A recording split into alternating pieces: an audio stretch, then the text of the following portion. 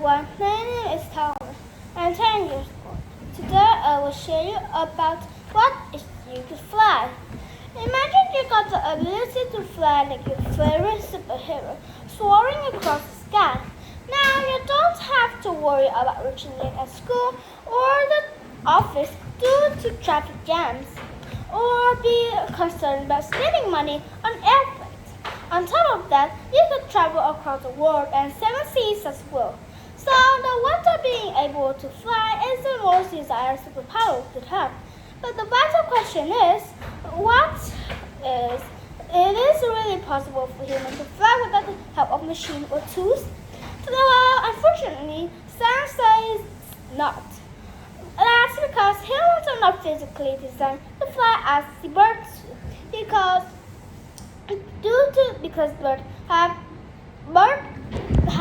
hollow bones structure, and of course they have wings, and their weight is light too, to create lift against the force of gravity. Let's assume gravity. So the bird fly was like this. The birds wasn't like us. They have hollow bone. Hollow bone is like kind of inside the bone they have nothing. It was like it doesn't have nothing. The bone was just like this. It was just like a tube that had nothing inside in it, like this.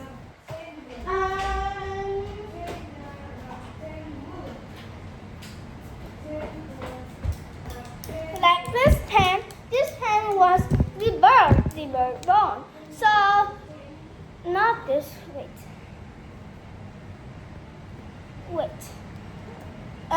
The bird bone was like this.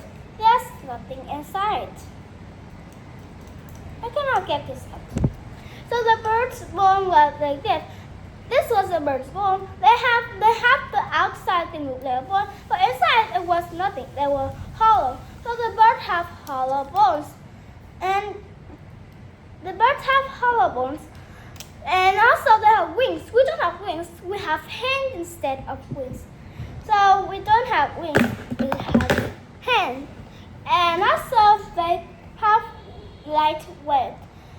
A bird wasn't like maybe it wasn't up to 20 kilograms. Maybe it was really light, so it could fly. And of course, it has wings. If it doesn't have wings, it cannot fly. But let's assume that a supernatural force grants you a wish to fly within the limitations of your body structure.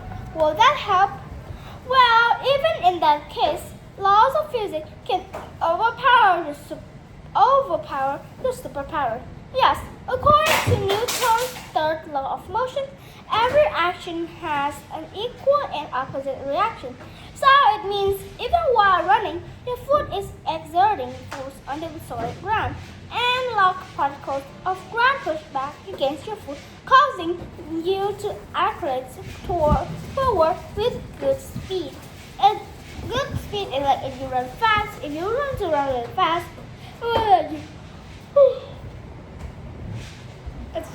I'm sitting. Anywhere you run. So the third law of motion, Newton's third law of motion. Newton is the one to find out something. I don't remember. It's about like gravity or something like that.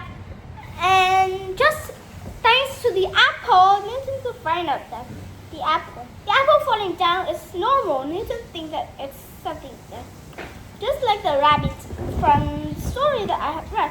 The rabbit see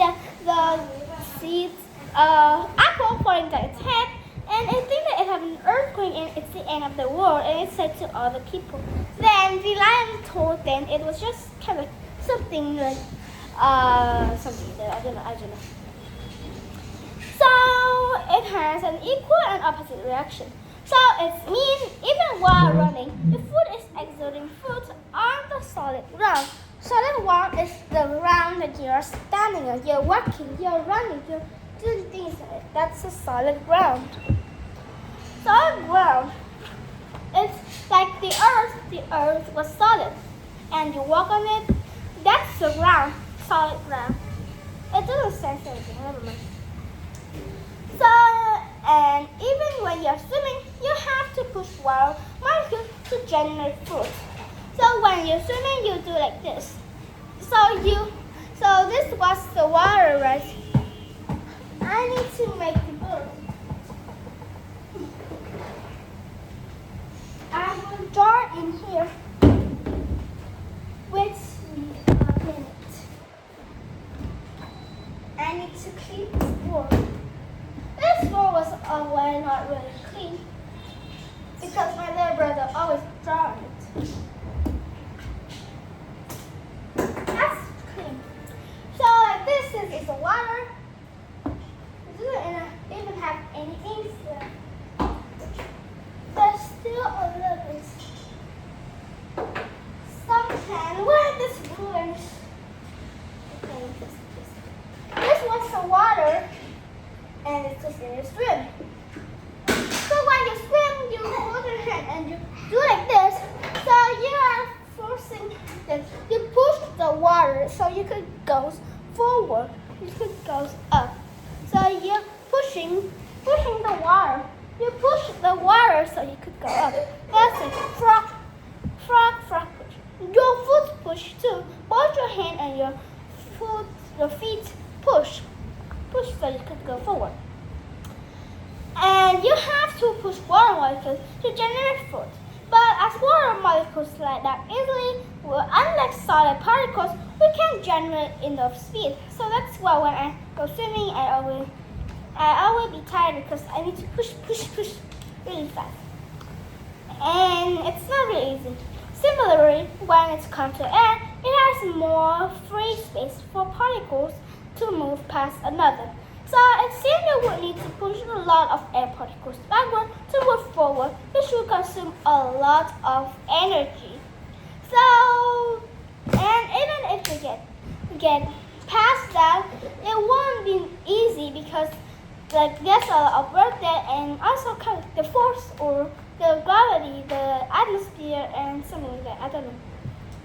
But I would really like to fly because if I can fly, I can I won't be late to school. But if everybody can fly, now the ground don't have anyone anymore, and there will be traffic jam up on the sky. Traffic jam on the sky, not on the ground anymore. So if I have the ability to fly and no one has, maybe I will just fly low. And I will go, or maybe sometimes I will walk because flying will get us a lot of energy.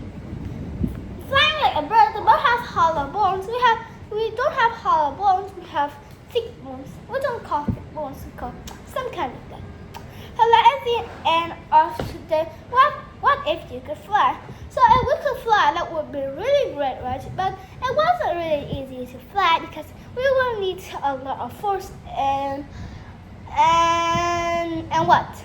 I don't know, but if I could fly, maybe I won't use it for a long time, only when I need to. So thank you for listening. Goodbye. See you again. Bye bye.